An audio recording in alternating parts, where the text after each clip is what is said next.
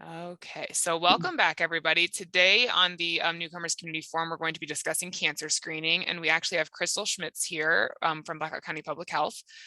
She is the head of the Care for Yourself program, and also has connections within the Iowa Cancer Screening Program as well. So Crystal is going to do a presentation about various types of cancer screening and also just educate on cancer stuff in general.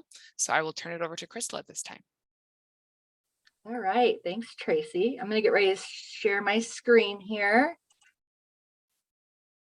Can you see my screen? Give me a thumbs up. Yes, looks good. Okay, perfect. So like Tracy said, my name is Crystal, and I am the Care for Yourself and Iowa Get Screened Cancer Prevention Program coordinators here at the health department. Today, we're going to focus mostly on colorectal cancer because March is Colorectal Cancer Awareness Month. They make it an awareness month just to simply do that. They want you to be more aware of colorectal cancer. It's a very preventable cancer. It's not something that people tend to think about very often, but there'll be things all over the place that are more geared toward colorectal cancer this month. If you live in Blackhawk County, we do currently have 2 billboards that are up, the electronic billboards off of 218 and the one over by like Menards, Chick-fil-A, Walmart area here in Waterloo.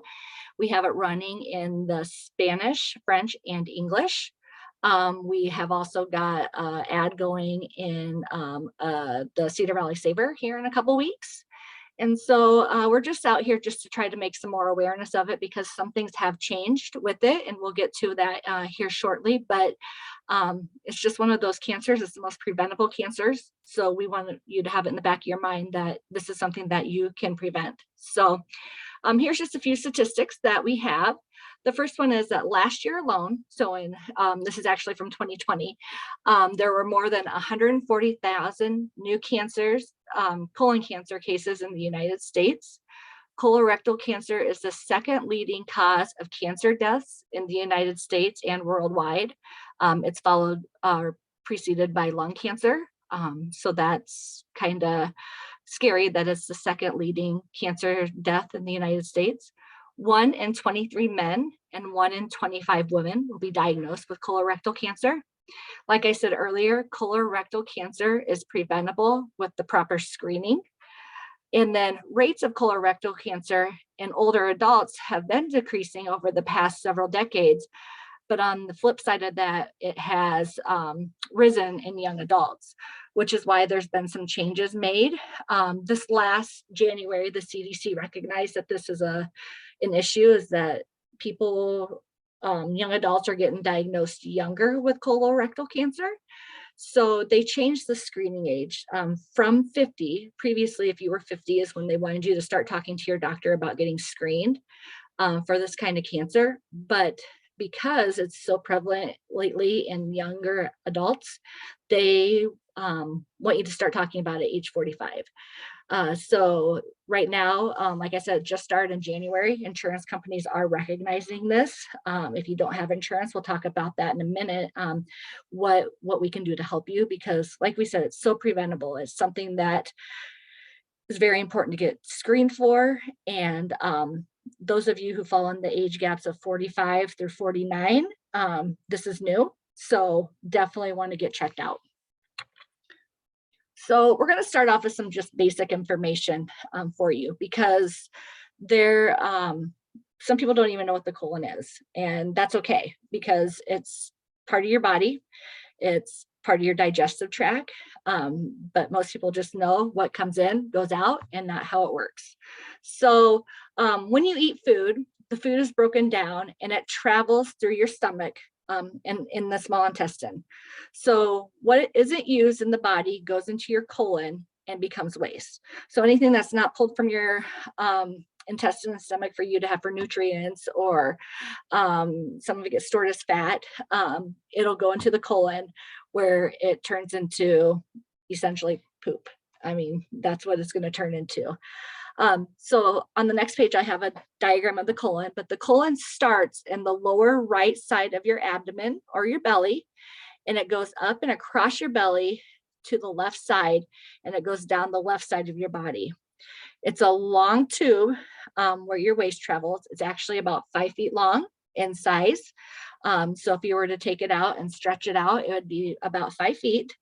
The rectum is the end of the colon, and that's near the opening where your waste leaves your body.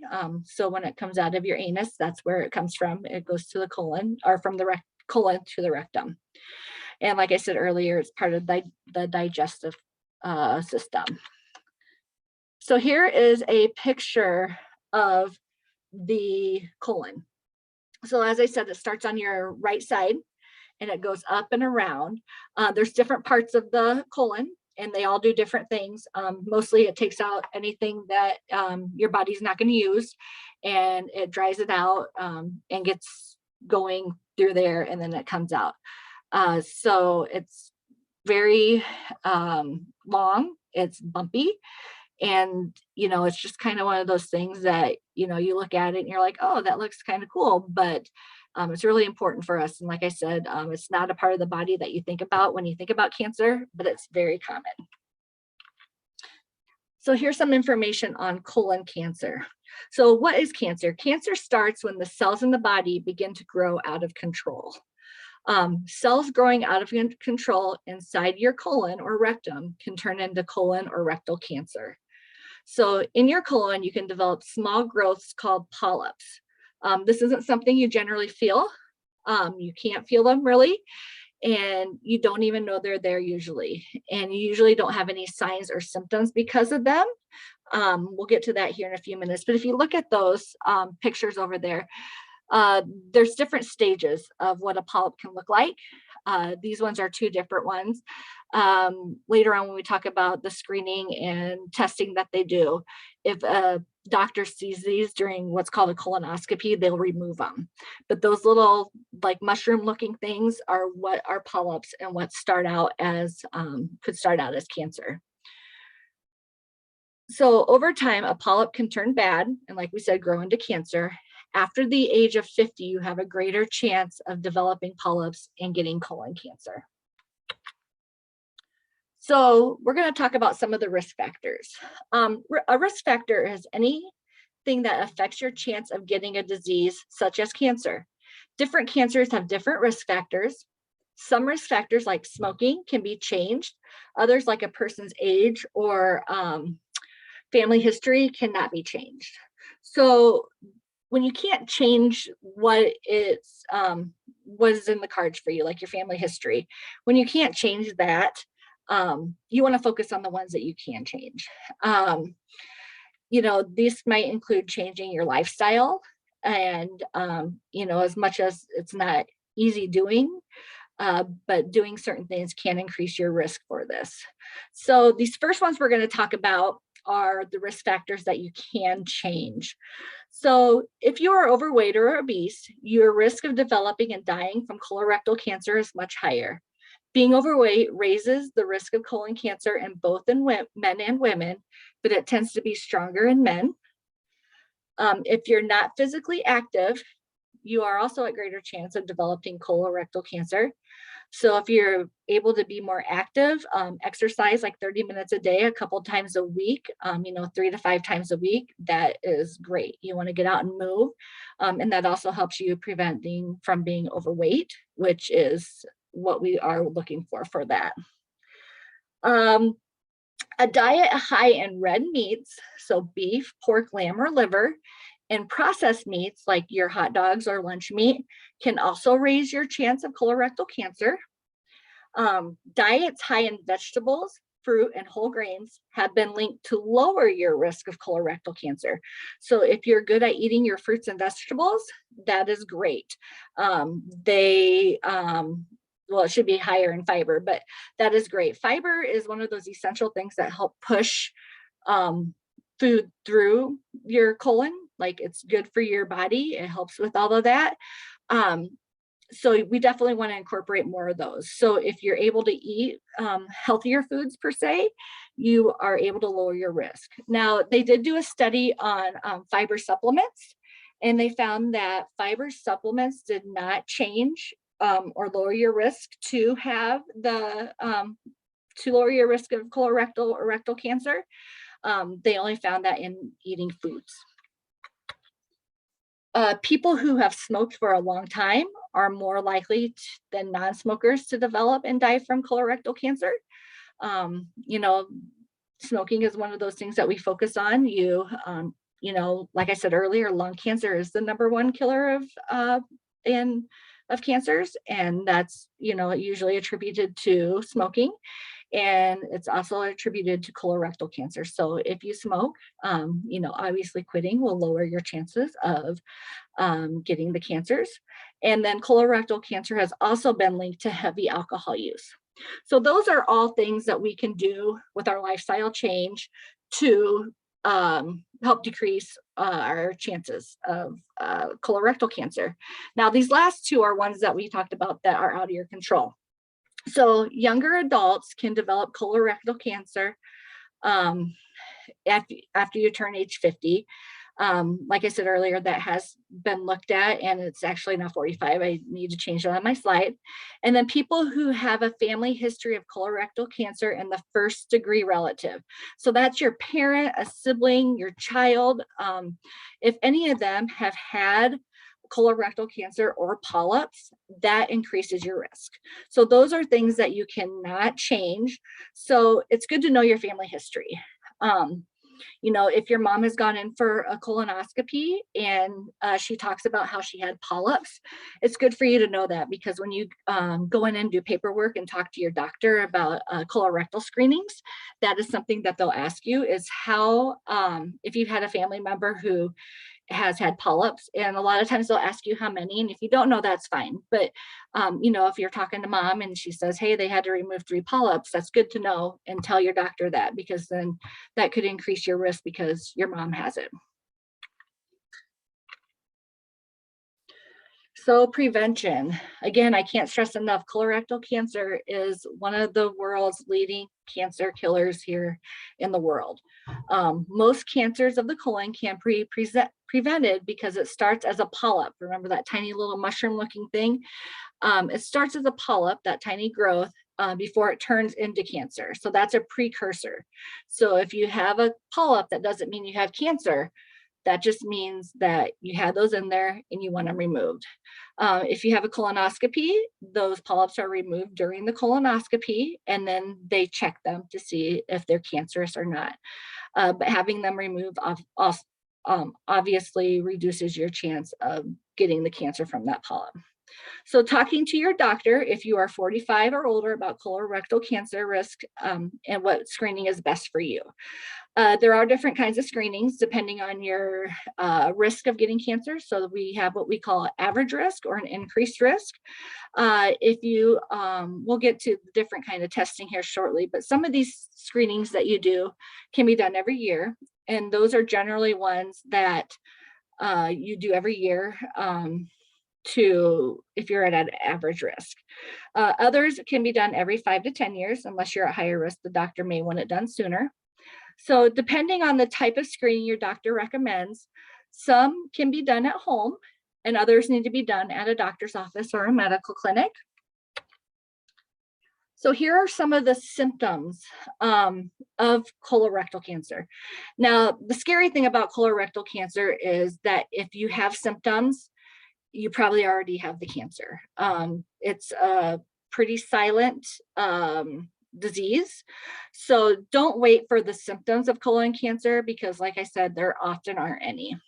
But here are some things that you might want to look for. A change in how often you have a bowel movement or go poop, and if it looks different. Everybody has a different schedule. Everybody's looks different, but you should know what's pretty common for you. And that's important to know. So, you know, if things start to look different, keep an eye on it. And if it persists, go get checked out. Go call your doctor, see what you need to do. If you have blood in your stool, or if it's really dark stools could indicate blood in it. If it looks black, it could mean that there's blood in it and you just don't know it. But if you see obvious blood, you definitely want to get that checked out. If your belly is enlarged or painful, if you have trouble going poop, Some people this is pretty normal for being constipated, but if it's not something that you've already talked to your doctor about and you have a reason for it, you may want to talk to your doctor sooner than later, because that's a concern. If you're feeling full, even after having a bowel movement, if your stool is really thin and pencil-like, that's another concern. That means there might be something kind of blocking it, so when it comes out, it's not larger than normal. If you're losing weight without trying. Now, I know this sounds good. A lot of people are like, yes, I'm losing weight. But if you're not trying to lose weight and you're dropping weight, that is a concern. In the medical field, that's a huge concern. So definitely be aware of that if you notice that you're losing a lot of weight and you don't know why. And so when you have these changes and they appear and they last especially more than a week, call your doctor, let them know. Hopefully they'll get you in right away, see you, and start checking into what could be going on. Okay, so we talked about the different kinds of testing. The first one I'm going to talk about is the at-home stool test. If this is the type of screening that's deemed right for you, it will need to be done every year. This is done for people who are generally at an average risk of developing colorectal cancer. Stool tests are simple.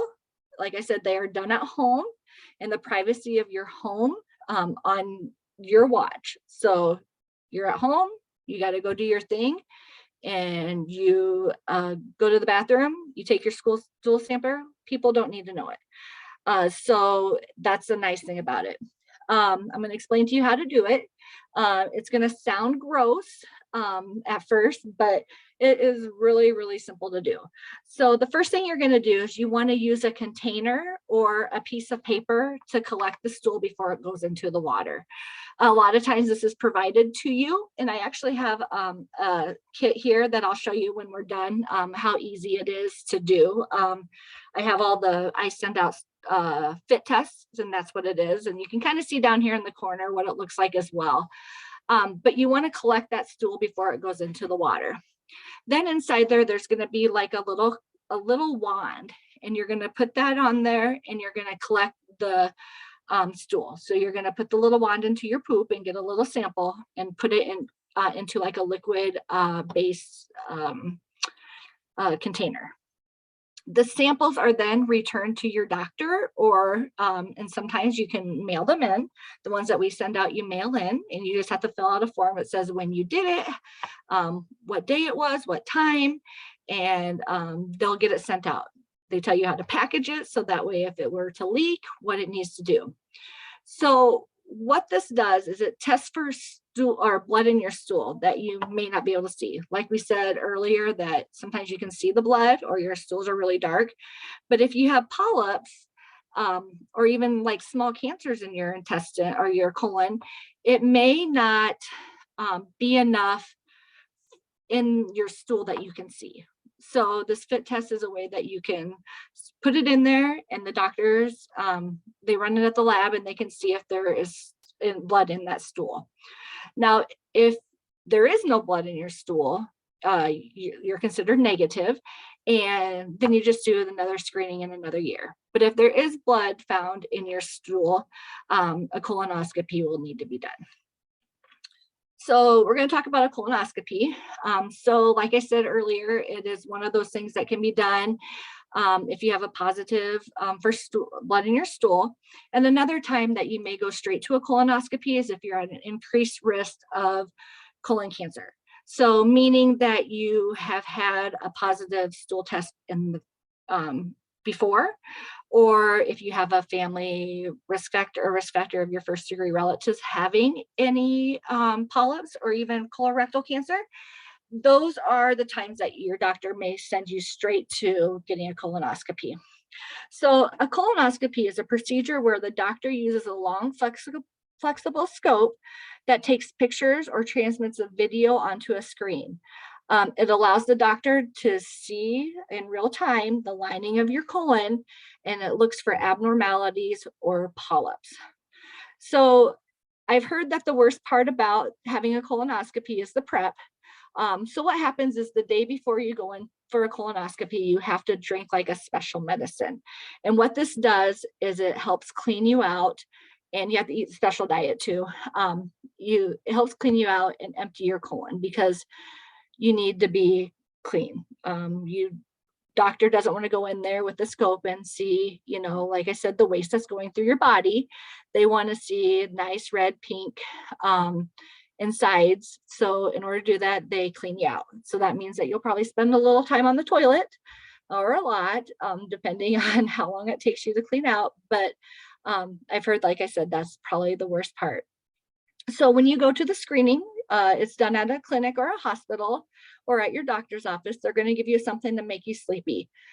They don't want you to feel the test because obviously it sounds like it could be uncomfortable. So they have you lay on your side, and the doctor puts that flexible scope into your rectum, and it will go all the way in through your colon. And during this time, the doctor will look for those polyps. Now, if they see a polyp, they're going to remove it. And they count how many polyps they remove, and they let you know that usually before you go home. So they look for the polyps, they remove them, and then they do testing. They test it to make sure that it's not cancer. Now, depending on the outcome of this, your doctor may, tell you that you don't need a colonoscopy for 5 to 10 years. Some people need them done sooner, every 3 years. That is something that you and your doctor will have to discuss because everybody's risk factors are different. And if you're at an increased risk, we want to keep on it. We want to make sure that we are preventing the cancer. So definitely listen to your doctor and keep going. The procedure generally lasts less than 30 minutes. A downside to this is that you do have to have a person come with you because you won't be able to drive. You'll be tired and sleepy. And so you will need to have somebody take you home after the procedure. So this is kind of where I come into, we really want you guys to get screened. We really want everybody to get in, get checked, because this is what we're here for. We want to prevent colorectal cancer. If you're over the age of 45, you should be talking to your doctor already about being screened. Now, if it's something that your insurance doesn't cover, or that you have like a high deductible, there is help.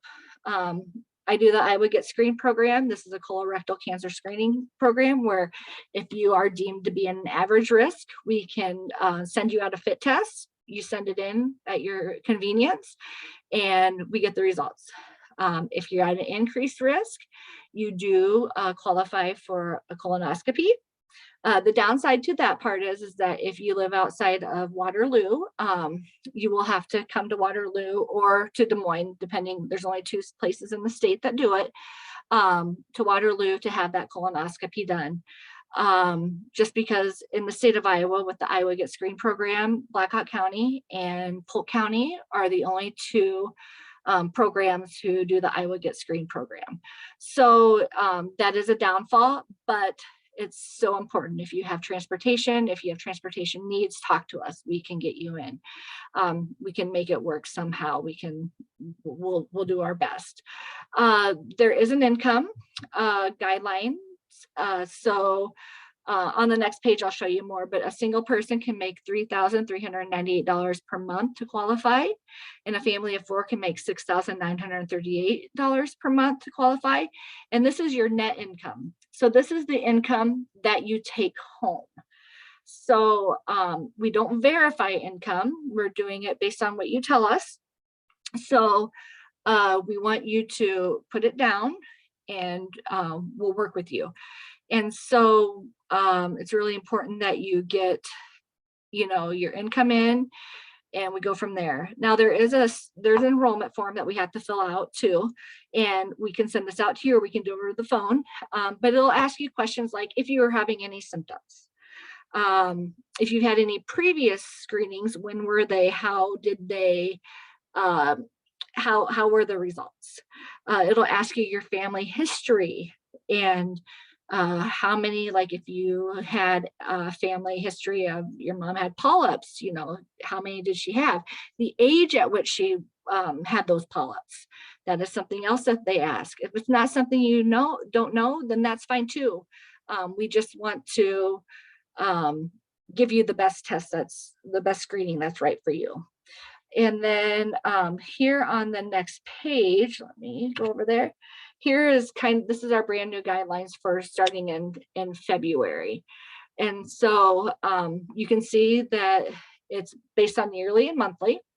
And if you have more than 8 people in the family, you add the $4,720 to it, and we base it off of what you tell us. Like I said, we do not verify it.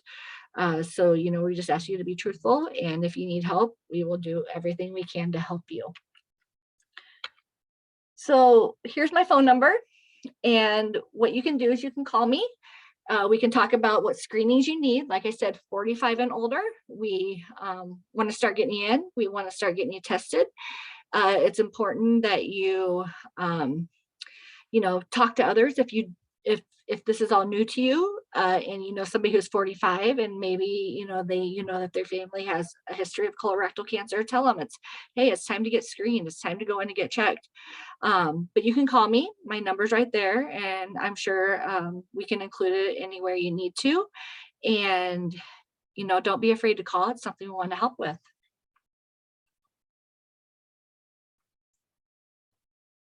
Awesome. Thank you, Crystal. Yes. And do we have any questions for Crystal right now? Any questions? Is that program for both men and women? Yes, it is. We do both men and women.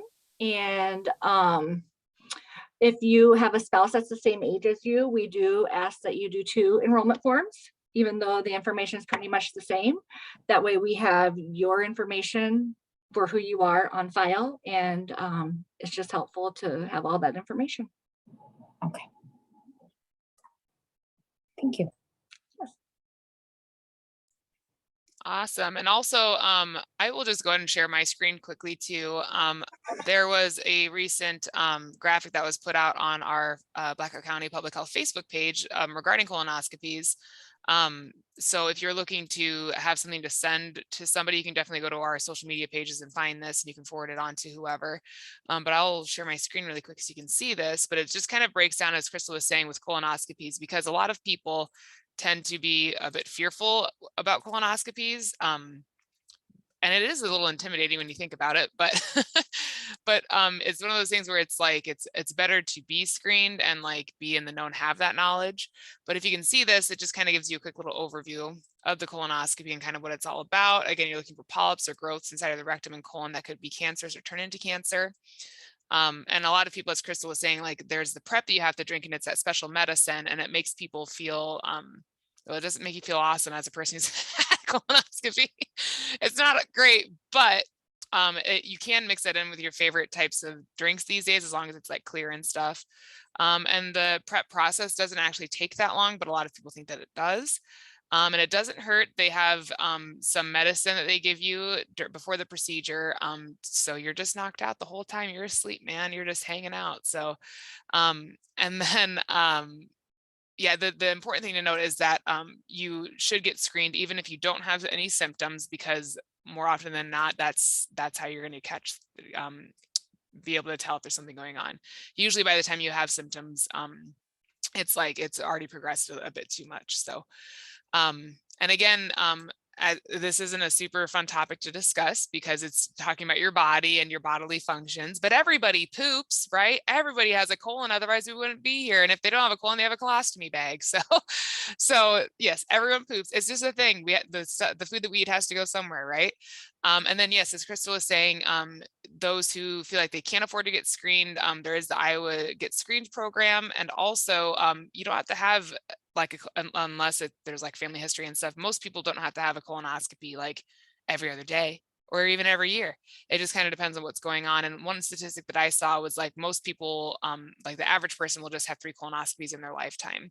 So because eventually once you hit a certain age, there's kind of like well, not that there's no point, but after 80, it's kind of like, well, what do you do? So yeah, I think the main thing is like, it isn't a walk in the park, but a colonoscopy could save your life. So yeah, I'm pretty passionate about this because I do have a history of colon cancer in my family. So I like to advocate for this and to make sure we get the word out. So yes, Crystal is an awesome resource. So definitely hit Crystal up if you are wanting some more information about colon cancer type stuff, or even screening stuff in general, but also with breast cancer as well. She's our essentially she's our cancer expert here at the health department. So definitely hit her up. I will stop sharing now. Okay. Any other questions? Thoughts? Has anyone else had a colonoscopy, or is that just me? Yeah. Isn't that fun? Yeah. Oh, look, yeah, there we go. Yeah. So see, it's common, right? Like Mhm. it's just a thing that you do. So, but it can be kind of scary when you think about it, but once it's done, it's done. So yeah. All right. So I'm going to stop recording at this point.